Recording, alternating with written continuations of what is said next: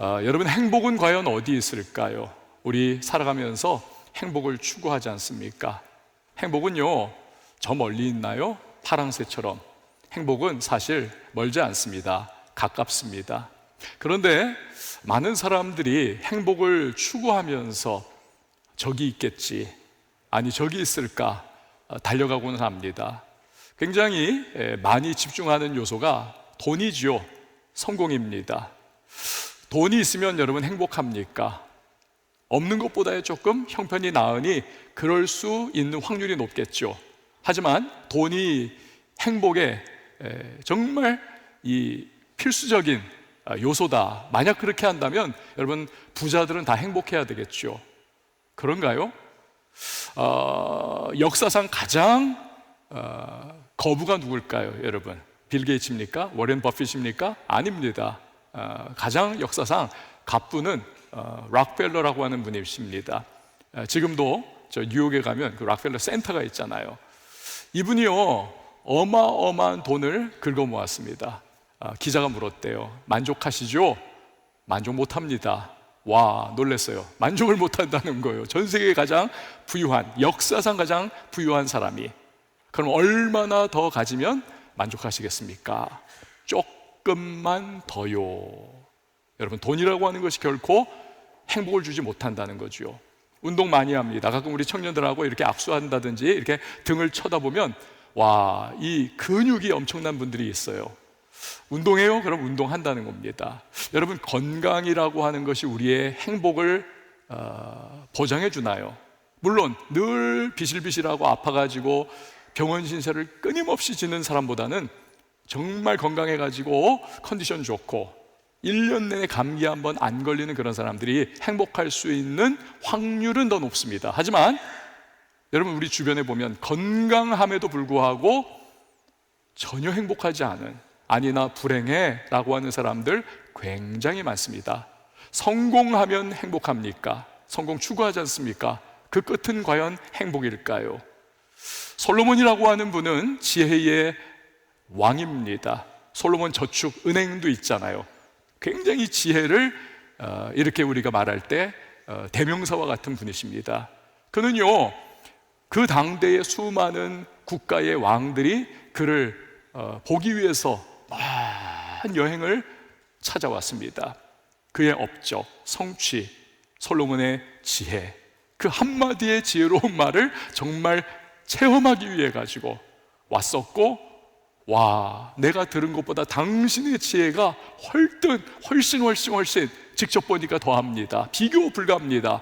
너무 감탄해가지고 다들 그렇게 돌아갔던 대단한 성취자요, 성공의 사람입니다. 이런 솔로몬이 그런데 노년의 때에 그가 인생이 어떤 것이냐라고 하는 그러한 정의를 내려줍니다. 전도서 1장 2절 말씀 우리 같이 한번 읽어보도록 하겠습니다. 시작.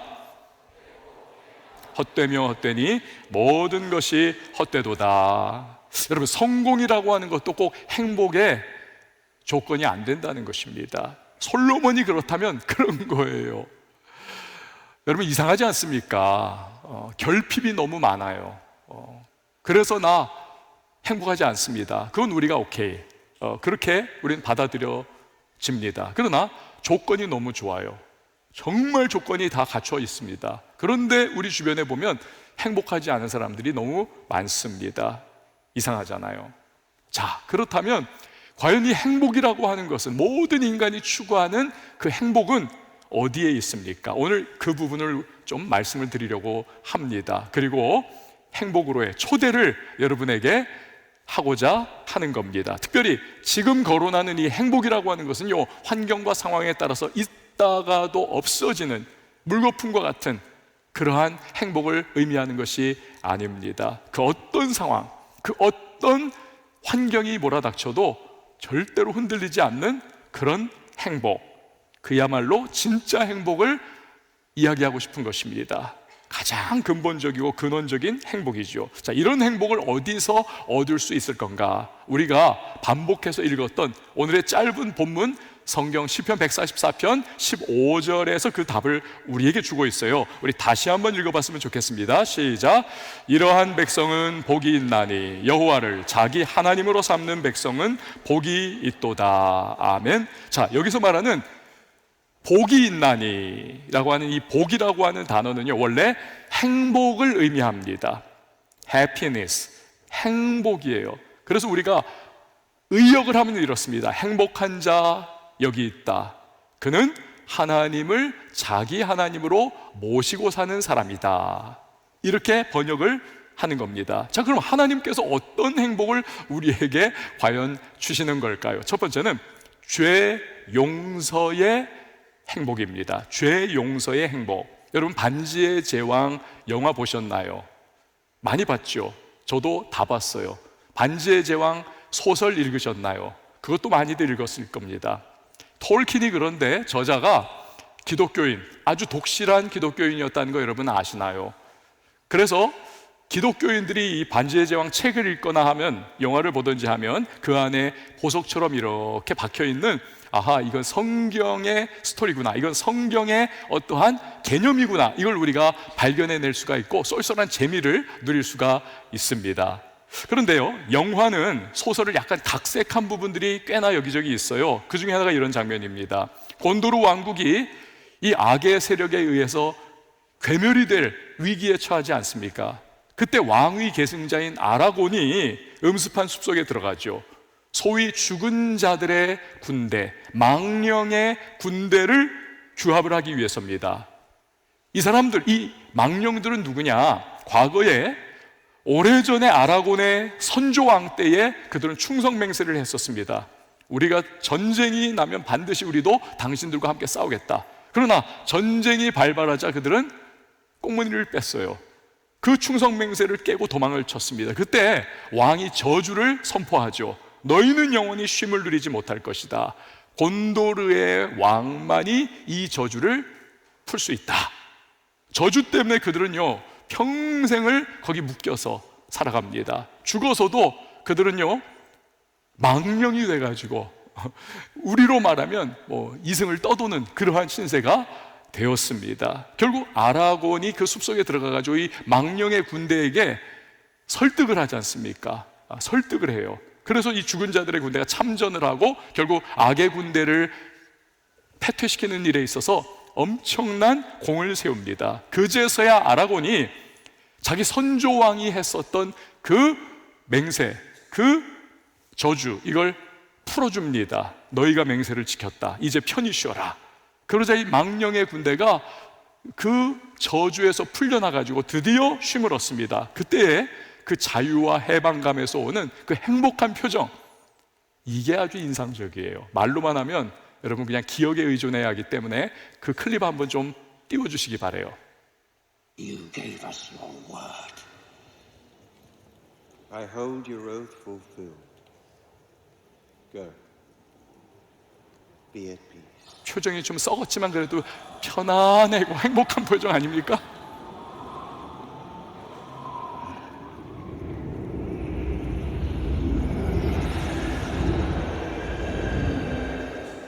자, 여러분, 저주에 걸려서 평생을, 나아가 죽어서도 쉼을 얻지 못하는 이 죽은 자들의 군대, 저들의 그 고통스러웠던 그러한 모습들은요, 용서받지 못한 자의 대표입니다. 용서받지 못한 자의 대표. 자, 영화뿐만이 아니라 현실에서도 그래요. 가끔 가다가 현상수배범들이 잡힐 때가 있습니다. 몇 년 도피 생활 끝에. 그러면 억울하다, 막 이러한 표현이 나오나요? 거의 안 그렇더라고요. 그들이 이구동성 하는 말이 이겁니다. 잡혀서 오히려 이제 마음이 편하다는 거예요. 후련하다는 겁니다. 왜 그렇습니까? 도피 생활을 하고 자유를 누리는 것 같은 상황 속에 있었지만, 그러나 용서받지 못한 자, 죄의 해결을 보지 못한 자는 늘 불안해요. 편안하지가 못해요. 그러니 절대로 행복할 수가 없는 겁니다. 여러분, 사람에게 용서받지 못해도 그렇다면 어떻습니까? 죄로 인해서 생사화복의 근원이 되시는 하나님께 용서받지 못한다. 이건 대단한 비극입니다. 후유증이 커요.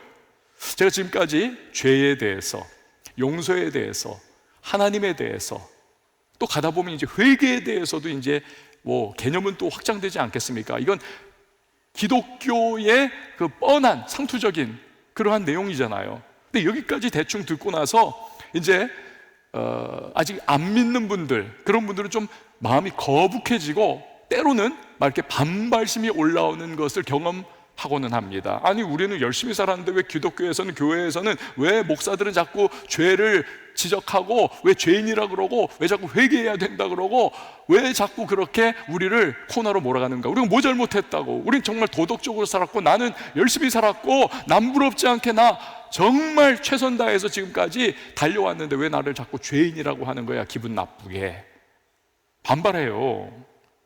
여러분, 오해입니다. 오해예요. 물론 기독교도 해서는 안 될 나쁜 짓을 일컬어서 그거 죄다라고 말은 해요. 그러나 기독교에서 말하는 죄라고 하는 것은 본질적으로 더 깊이 들어갑니다. 원초적인 부분, 바로 하나님을 믿지 않고 거부하면서 내가 내 인생의 왕노릇하고 하나님 없는 삶을 그대로 이어가는 그 자체, 하나님과 단절된 그 상태 자체를 기독교는 죄 또는 죄의 상태라고 그렇게 이야기를 하는 거예요. 자, 여러분 생각해 보세요. 빛이라고 하는 요 부분, 이 빛에서 자꾸 멀어지면 어떻습니까? 빛에서 멀어지면 그냥 그대로 있나요? 아니요. 어둠의 영향을 받게 되어 있습니다.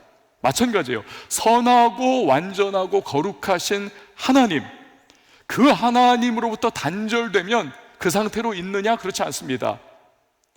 어두운 죄의 영향을 받게 되어 있습니다. 우리 마음을 한번 보세요. 우리는 그러고 싶지 않아요. 내가 왜 이러지 싶습니다만 자꾸 악독한 마음, 시기, 질투, 미움, 원망, 막 정말 뽑아버리고 싶은 그런 생각들, 감정들, 마음들이 계속 잡초처럼 올라옵니다. 끊임없이. 그리고 그런 악한 마음의 영향을 받아서 우리의 행동도 역시 죄된 행동이 튀어나오게 되어 있습니다. 그러니까 이와 같이 하나님과 단절된 상태로부터 우리의 마음이 텃밭이 어두워지고 지저분해지고 그 오염된 텃밭으로부터 우리의 행위라고 하는, 악한 행동이라고 하는 독사과가 이렇게 맺히게 되는 거예요. 이게 기독교가 말하는 죄인 것입니다. 근데 문제는 뭐냐면 하나님은 영원한 생명의 근원 되신 하나님이십니다. 그렇기 때문에 우리가 하나님과 단절되어 있다, 하나님을 믿지 않고 거부하며 그분과 끊어져 있다, 우리는요 영원한 생명을 얻을 수가 없습니다. 대신에 인생을 철저하게 죄된 상태 가운데 살아가다가 어느 한날 우리의 인생의 호흡이 끊어지게 된다면 우리는 영원한 심판 가운데 지옥 백성으로 우리는 떨어질 수밖에 없는 비참한 운명의 소유자가 저와 여러분인 것입니다. 여러분, 우리 인간은요 단지 육체로만 구성되어 있는 존재가 아닙니다. 우린 육체와 함께 영혼을 소유하고 있는 그런 존재예요. 그렇기 때문에 하나님 없이 살아간다, 우리는 그냥 잘 먹고 잘 살 수 있어요, 육신적 삶으로는. 그러나 우리 보이지 않는 이 영의 세계에서 우리의 영혼은요 굉장히 갈증을 느낍니다. 갈망을 느껴요. 채워지지 않는 이 부분들, 그 부분들, 다른 말로 하면 영혼의 우울을 우리는 경험할 수밖에 없습니다. 그게 인간이 진정한 행복과 만족을 누리지 못한 이유예요. 행복한 것 같기도 하고 해야 하는데 뭔가 행복이 아니에요. 만족해야 될 상황인데 만족하는 것 같으면서도 뭔가 뻥 뚫려 있는 거죠. 왜? 하나님과 단절되어 있기 때문에. 자, 그러면 우리가 어떻게 하나님과 연결이 될 수가 있을까요? 이 부분을 해결하기 위해 이 땅에 오신 분이 계십니다. 그가 바로 예수님이세요. 예수님. 뉴욕에 가면요 이제 공항이 몇 개가 있습니다. 우리나라의 김포공항과 같은 그런 역할을 하는 공항이 그 중에 하나가 있는데 라구아디아라고 하는 공항이 있습니다. 이 라구아디아라고 하는 공항의 이름은 굉장히 저명하면서도 참 존경받던 라구아디아 판사, 나중에는 이분이 주지사도 해요. 이 판사의 이름을 딴 겁니다. 그분을 정말 존경하는 의미로 뉴욕 시민들이 그 이름 붙인 거예요. 근데 이 라구아디아 판사의 일화입니다. 어느 날 재판정에 정말 초췌한 노인이 한 분 섰어요. 죄명은 3일 동안을 굶었기 때문에 빵을 도둑질했습니다. 약 10달러 정도, 14,500원 정도. 이 사람을 선고를 내려야지 어쨌든 죄를 저질렀으니까. 그래서 10달러의 벌금을 선고를 했습니다. 그러나 노인에게는 단 한 푼도 없어요. 라구아디아 판사가 말을 잇습니다. 내가 지금 이 노인에게 공의로 법적인 심판을 내리는 것은 10달러입니다. 이분이 돈이 없습니다. 문제는 이분이 이렇게 된 데에는 이 비정한 도시에 살고 있는 우리가 가난한 사람을 돌보지 않은 죄가 깔려있기 때문에 그렇습니다. 그래서 저는 먼저 저 자신에게 이분을 위해서 10달러를 저에게 선고합니다. 그리고 이 법정에 계신 방청객 여러분 모두가 우리가 그 차갑고 사랑 없는 도시의 일원들로서 여러분 모두에게도 각각 5센트씩을 벌금을 선고합니다. 모두가요, 모자가 이렇게 돌았다고 해요. 모두가 아무 말 없이 다 5센트씩을 다 그 안에 넣었다는 거예요. 수북이 나중에 이거 모아보니까 57달러 50센트. 라구아디아 판사가 그 중에 10달러를 벌금으로 내라고 노인에게 이렇게 대신 그것을 지불해주고 나머지 돈, 그 노인을 또 불렀습니다. 할아버지, 이것으로 필요한 것들을 쓰십시오. 다 줬다는 거예요. 여러분요, 예수님께서 이 땅에 오신 이유가 이와 맥락이 비슷합니다. 하나님을 믿지 않고 단절된 채 마음과 행위 모두가 죄 가운데 살고 있던 것이 우리들 인간입니다.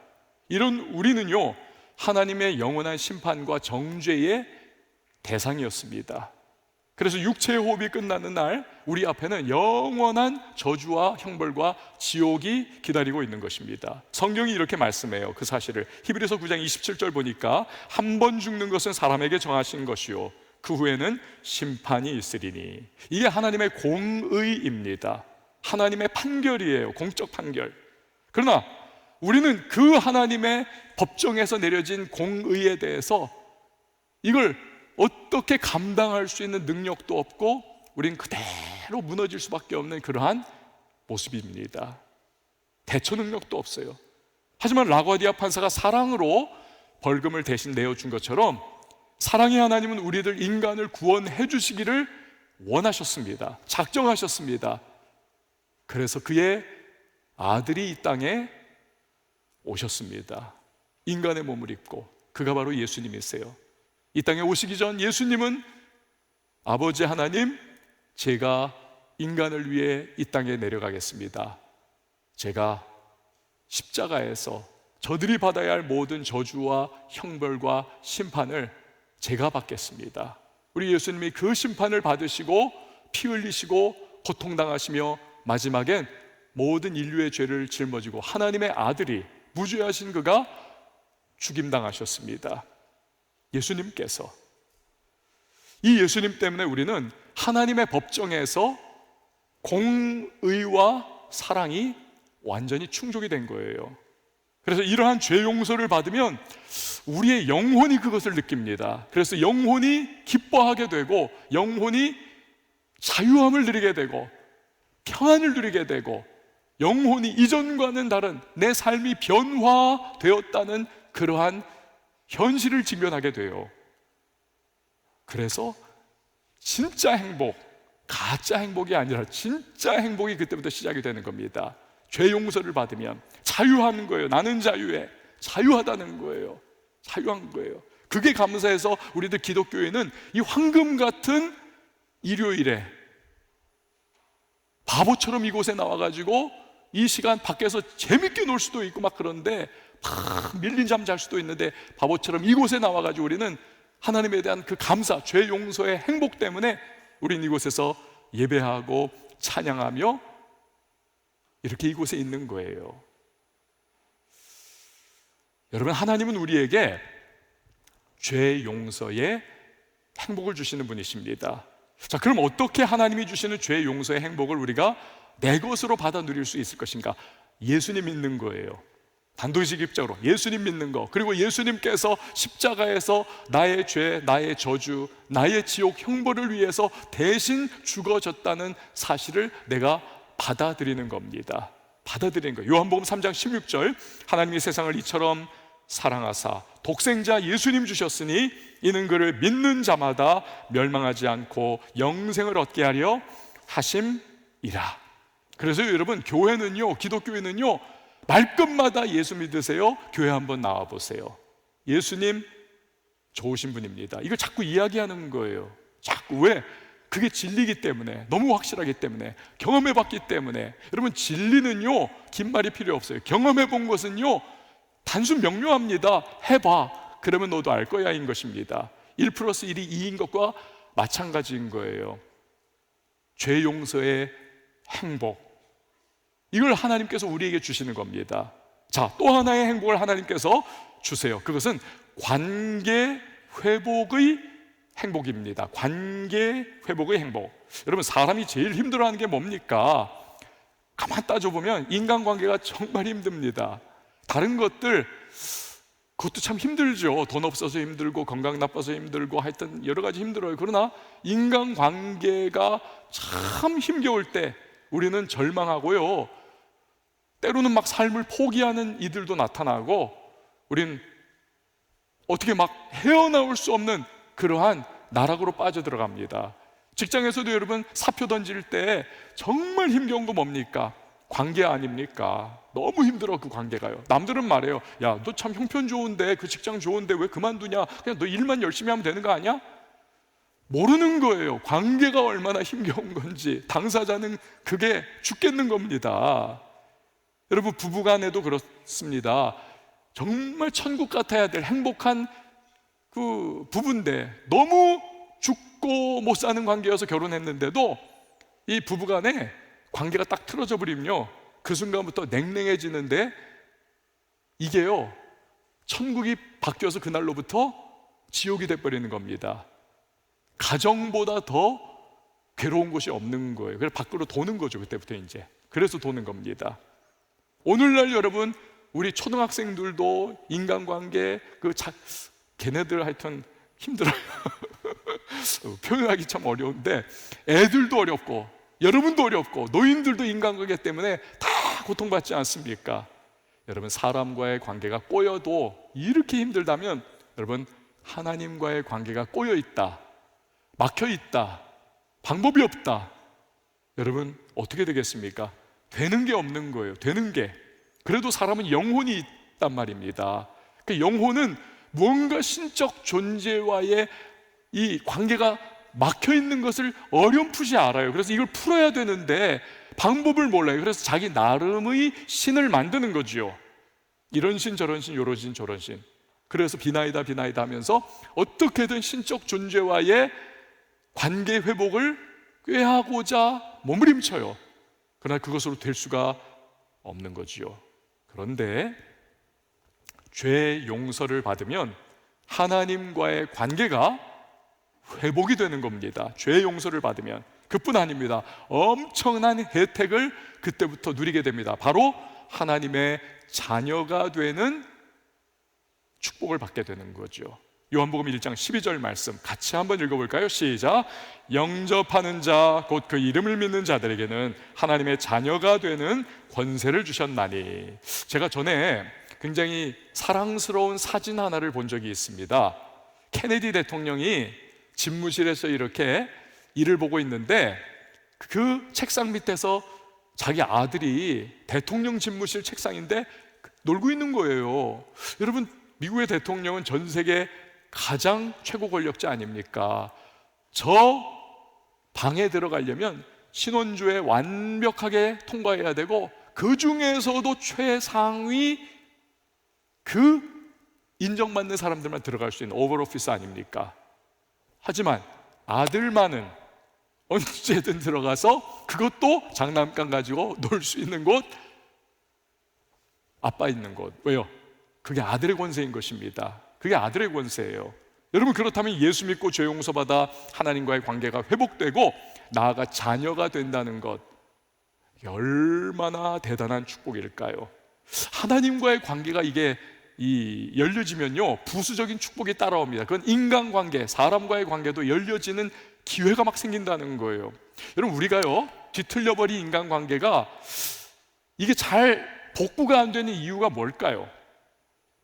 가만히 생각해 보면 그 중에 굉장히 큰 포션이 뭐냐면 두려움입니다. 두려운 거예요. 내가 시도를 해봤어요. 저 사람하고의 관계 복구를 안 받아주면 어쩌지? 내가 그냥 또 안 되면 어쩌지? 그 두려움. 그러니 시도 잘 안 해요. 포기해버립니다. 그런데 가장 중요한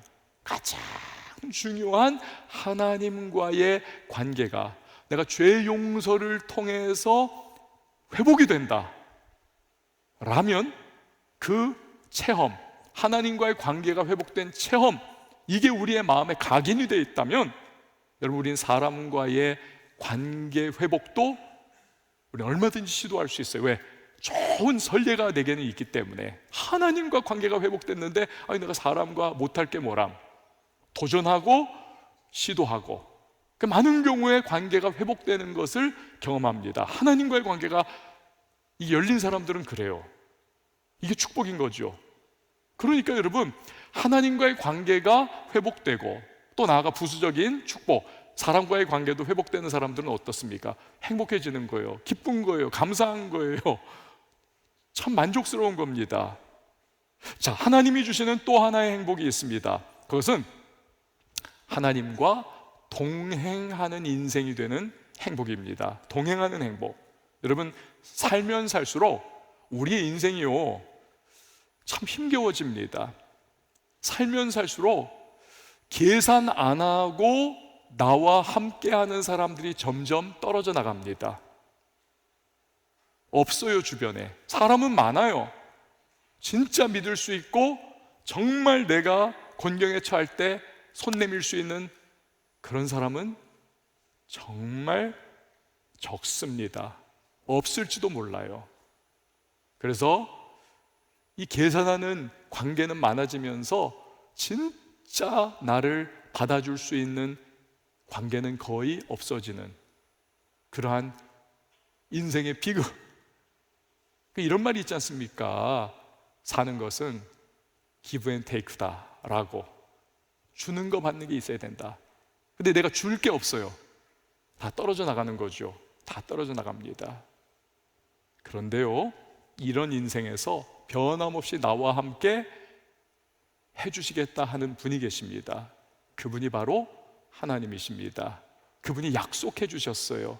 마태복음 28장 20절 우리 같이 한번 읽어볼까요? 시작. 볼지어다 내가 세상 끝날까지 너희와 항상 함께 있으리라. 아멘. 여러분, 이건 신적 약속이에요. 볼지어다 내가 너희와 함께 항상 같이 있을 거야. 슬플 때도, 기쁠 때도, 잘했을 때도, 못했을 때도, 실패했을 때도, 성공했을 때도, 심지어는 불순종했을 때까지도 우리를 떠나지 않으시겠다는 겁니다. 항상 함께 해주시겠다는 거예요. 그 약속. 여러분, 전에 임재범 씨가 가수 임재범 씨가 그 나가수 나는 가수다에서 불러가지고 엄청나게 뭐 사람들에게 영향 끼치고 막 줄줄줄 들었던 사람들이 막 눈물바다 막 됐던 그런 노래 있지 않습니까? 내가 만약 괴로울 때며 내가 위로해 줄게. 내가 만약, 그 여러분이라고 하는 여러분 이 노래, 근데 그거 아시죠 여러분? 원래 윤복희 씨 노래입니다. 이 윤복희 씨가 1979년도에 서울국제가요제에서 이 노래로 대상을 거머쥐었습니다. 근데요, 이 노래에 사연이 있어요. 제가 옛날에 1979년에 저 그때 있었던 사람이에요. 아주 어렸을 때 흑백 TV로 이렇게 봤는데 그때의 기억이 아직도 각인되어 있어요. 왜냐하면 진짜 가냘픈 그런 분이잖아요. 근데 이분이요, 와, 성량, 가창력, 카리스마 장난이 아니더라고요. 좌중을 휘어잡는데 어마어마했습니다. 게다가 영어로 막 부르는 거예요. 나중에는 영어로, 정말 유창한 영어로. 그래가지고 막 어린 나이에도 엄청나게 이게 탁 와닿던. 이제 그 작곡가인 오빠 윤항기 씨하고 윤복희 씨가 대상 받아가지고 막 기뻐가지고 지금 저러고 있는 이제 사진인데, 이 노래에 여러분 사연이 있습니다. 작곡하신, 지금 목사가 되셨어요. 목사님 되셨어요. 윤항기 씨 오빠가 곡을 썼는데 그 곡을 누구를 생각하면서 썼는가?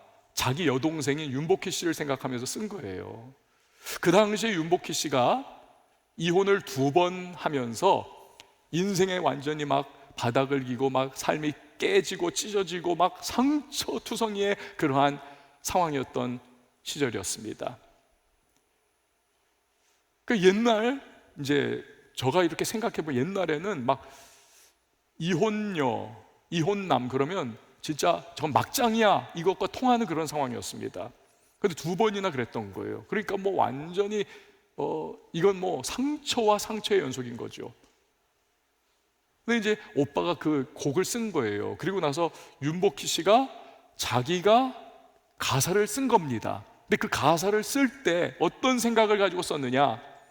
하나님께서, 크리스찬이거든요. 하나님께서 이 상처받고 고통스러운 나에게 주시는 말씀이 뭘까라고 하는 생각을 가지고 이 가사를 붙인 거예요. 가사를 하나님과 주고받는, 화자가 하나님이에요. 이 관점, 그렇게 해서 이 곡이 탄생을 하게 된 겁니다. 이 노래는요, 하나님께서 고통의 골짜기를 걸어가고 있을 때 윤복희 씨에게 주신 그러한 감동이라고 하는 이 내용을 깔고 이 노래를 들어야 되는 거예요. 원래는 그렇습니다. 자, 1절 내용이 이래요. 내가 만약 괴로울 때면 내가 위로해 줄게. 하나님, 내가 만약 서러울 때면 내가 눈물이 되리. 어두운 밤 험한 길 걸을 때 내가 너의 등불이 되리. 허전하고 쓸쓸할 때 내가 너의 벗 되리라. 나는 너의 영원한 형제야. 나는 너의 친구야. 나는 너의 영원한 노래야. 나는 너의 기쁨이야. 여러분, 좀 다르게 이렇게 좀 오지 않습니까? 성경을 보면요, 이 노래 같은 그러한 하나님의 모습이 나오는 장면이 있어요. 그게 뭐냐면 탕자의 비유입니다. 못돼 먹은 탕자 녀석이, 이 탕아가 자기 아버지 살아있는데도 불구하고 유산 내놓으라는 거예요. 아빠 죽은 사람 친다는 것과 마찬가지입니다. 그 당시 고대 사회의 개념으로는 인간 말종인 거예요. 아버지가 줬어요. 하도 볶여가지고는 이놈이 이걸 가지고는 튀었어요, 해외로. 그리고는 해외에서 주색 잡기에 빠져서 하루하루 그냥 파티 하면서 그렇게 못된 짓 하면서 돈 다 흘려내보냅니다. 구멍 뚫린 그 항아리에서 물이 절절절 흘러나가듯이 결국 어느 때가 되니까 돈이 다 떨어지고 입에 풀칠할 수 없는 상황이 된 거예요. 친구들 다, 술 친구들 떠나가 버리고 결국 견디다 못해가지고 이 사람이요, 알바자리를 구했습니다. 돼지 치는 알바예요. 가장 그 당시에 막장이었어요. 돼지 치는 알바. 그런데 기근이 밀어닥치니까 돼지 치는 알바 자리에서도 먹을 걸 구하지 못하는 거예요. 이제 꼼짝없이 굶어 죽게 되었습니다. 그제서야 이 탕자가 아버지 집을 떠올려요. 우리 아버지 집에는 종들도 배불리 먹는데 어쩐다, 나 굶어 죽게 됐다. 그가 결단을 내립니다. 아버지께로 돌아가야 되겠다. 면목이 없으니 아들로서는 못 돌아가겠다. 나를 종으로 써달라고 내가 비비고 들어가야 되겠다. 갑니다. 그런데요, 그 떠났고 돌아오는 기간 동안 아버지는 매일마다 마을 입구에 나와가지고 아버지가 내 아들 언제 오는가, 그놈 고생할 텐데 언제 돌아오는가, 인생 많이 살아봤던 아버지가 뻔해요. 그래서 아들을 기다리고 있었던 겁니다. 어느 날 거짓골 해가지고 터덜거리며 저 멀리서 걸어오는 그 아들을 발견한 아버지가 뛰어가가지고는 아들을 끌어안습니다. 완전히 냄새 범벅, 더러운 범벅된 그 아들이 말해요. 아버지 너무 죄송해요. 면목 없어요. 저를 거둬주세요. 아들로서 제가 바라지도 않습니다. 저를 종으로 부려주신다면, 먹을 것만 주신다면 제가 그것만으로도 감사할게요. 아버지가요, 뺨따구를 탁 날려야 되는데 그러지 않습니다. 아들아, 너 지금 무슨 말 하니? 넌 내 아들이야. 넌 내 아들이라고. 내게 돌아온 것만으로도 나는 너무너무 기쁘단다. 와라! 데리고 가가지고 그냥 목욕시켜주고 옷 갈아입혀주고 동네방네 떠들썩한 잔치를 벌였다는 거예요. 내 아들이 돌아왔다. 내 아들이 돌아왔다. 여러분, 이게 우리를 향한 하나님의 마음이라는 것입니다. 우리는 하나님을 떠나서 살고 있었지만 하나님은 우리를 기다리고 계셨다는 거예요. 내 아들이 언제 돌아오나, 내 딸이 언제 돌아오나 기다리고 계십니다. 우리가 그분께 돌아가면 하나님은 절대로 거절하지 않으십니다. 거절하지 않으세요. 드디어 왔구나. 드디어 왔구나. 기쁨으로 받아주시고 우리에게 아들의 지위, 딸의 지위를 주시고 우리에게 세상 끝날까지 그분은 함께해 주시는 것입니다. 여러분, 하나님이 우리와 동행해 주시면 얼마나 행복하겠습니까? 그리고 얼마나 든든하겠습니까? 겁날 거 없어요. 염려할 거 없어요. 하나님이 우리와 동행해 주시면 여러분, 우리는요 그것만으로도 든든한 겁니다. 세상에 모두가 떠나가도 주님 나와 동행하신다. 그래서 오늘 이 자리에 감사의 예배를 우리는 드리러 모인 겁니다. 오늘 이 자리에 오신 여러분, 하나님은 여러분을 행복으로 초대하고 계십니다. 그분의 초대에 응답하는 방법, 예수님 받아들이는 거예요. 예수님께서 내 삶에 와주셨다.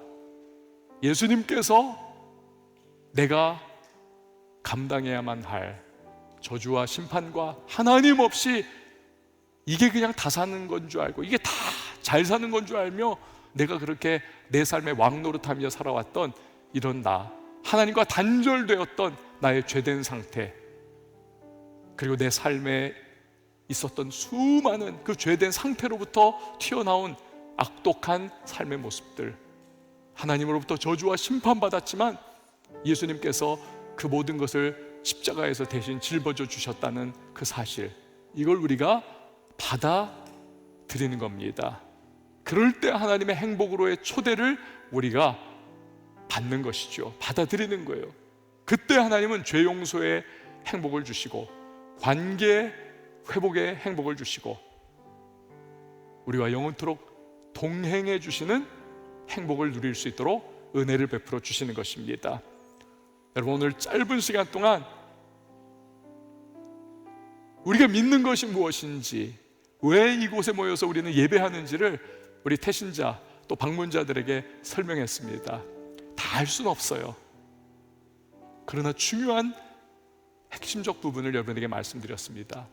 저는 여러분들 한 분 한 분들의 마음속에 하나님이 주신 행복으로의 초대가 와닿기를 바라고, 또 여러분들이 그 초대를 내 것으로 그렇게 잡아 누릴 수 있기를 간절히 소망을 합니다. 이 시간 우리 잠깐 찬양 하나 부를 텐데요, 이 찬양에 보면 우리가 믿고 있는 것들, 오늘 드린 말씀의 핵심적 내용들이 다 들어가 있습니다. 십자가의 사랑, 예수님이 베풀어 주신 이것을 우리가 이 찬양을 통해서 확인할 수가 있습니다. 아는 분들 대부분일 테니까 따라해 주시고, 오늘 처음 방문하신 태신자나 우리 방문자들 그냥 한번 들어보세요. 아, 이런 거구나.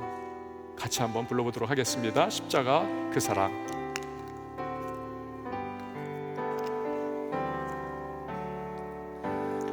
십자가 그 사랑, 멀리 떠나서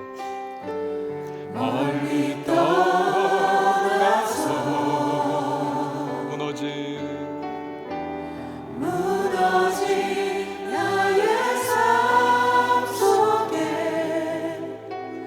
잊혀진 주 은혜, 돌 같은 내 마음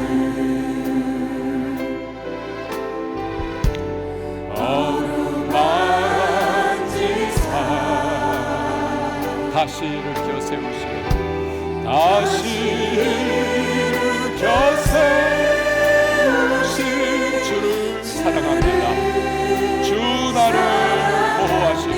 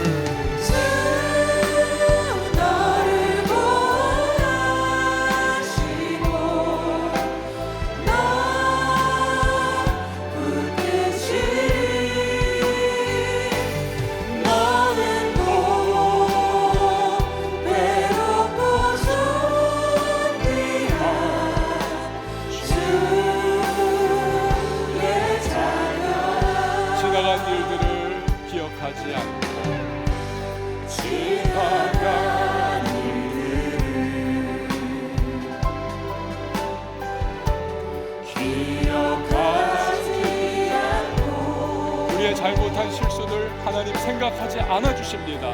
이전에 행한 모든 일 생각지 않으리 사막의 강물과 길을 내시는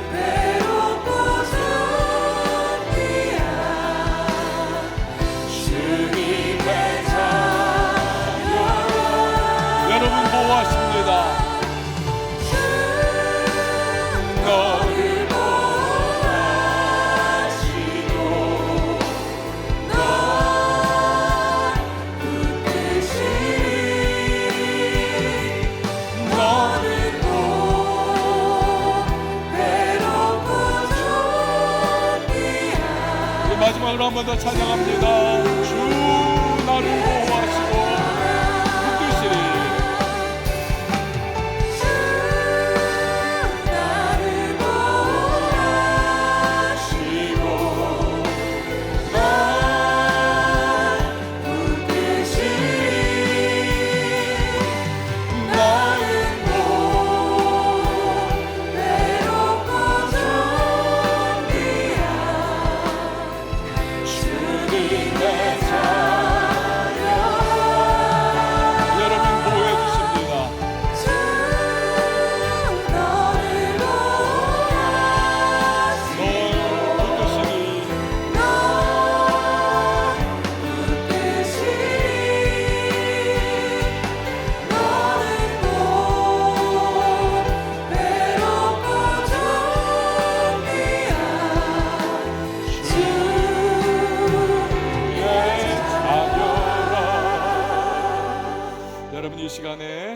잠깐 기도하려고 하는데요. 우리 한번 눈을 한번 좀 감아 주시겠습니까? 제가 먼저 기도를 이끌어 갈 텐데, 오늘 하나님의 행복으로의 초대, 나의 죄 용서의 행복, 관계 회복의 행복, 하나님과 동행하는 행복을 우리에게 주시기를 원하시는 그 하나님, 그분이 보내신 예수 그리스도, 예수님이 내 모든 죄와 저주와 허물들을 십자가를 통해서 다 그가 받아주셨습니다. 해결해 주셨어요.